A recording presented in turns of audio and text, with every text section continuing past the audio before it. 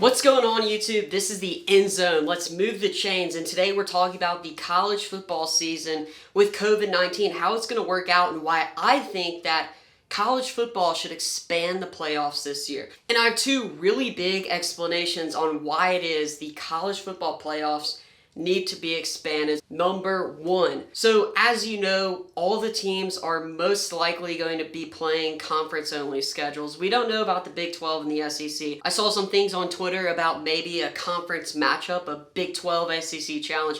I'd be all for that, but is that likely to happen? No, probably not. Likely, and when I'm saying likely, what's going to happen is the SEC, the Big 12, the Pac-12, the Big 10, and the ACC, the Power 5, are all going to play within their conference. They're playing conference games only. So what does that mean? Why is that problematic? First reason why that is problematic. Well, the ACC and the SEC, they play less games than the Big 10, the Big 12, and the Pac-12. They don't play as many conference games. That's right, they play 8 conference games. 8. Why is that a problem? Well, it's a problem when we get to the end of the season. Possibly we're deciding between a Big 12 and an SEC team, or Big 10 and an SEC team, or Pac-12 and an SEC team. It doesn't really matter, or an ACC team. What happens when both of those teams going up against each other have one loss, but the other has one more win? There's going to be a lot of controversy. It's going to set up a lot of problems. We're not really going to know how to deal with that. The College Football Playoff Committee, they're going to have their hands full this year with decisions, because that brings me to my next point. Because we only have 8 or 9 weeks, depending on what conference you are in of football, we're not really going to know who the best teams in the country are. By week 8 and week 9 in the college football season, it's never set in stone who the top 4 teams in college football are.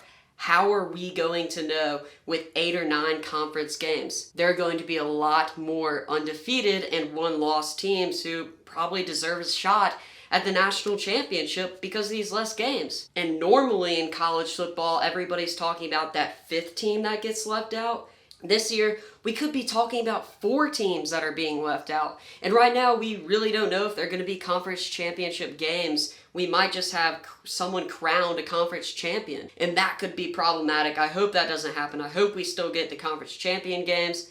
But again, we really don't know. The season is up in the air right now. But those are my 2 points. ACC and SEC, they play less games. And then also, because the season is shortened, we're going to have more teams with better records, and how are we going to decide who gets into the college football playoffs? I think that the college football playoffs this year should expand to 8. Do I think it's going to happen? No, probably not. But I think it's a thing that should happen. I think it would make the sport more fun, more exciting, because this year we're going to have a lot of teams contending for the playoffs.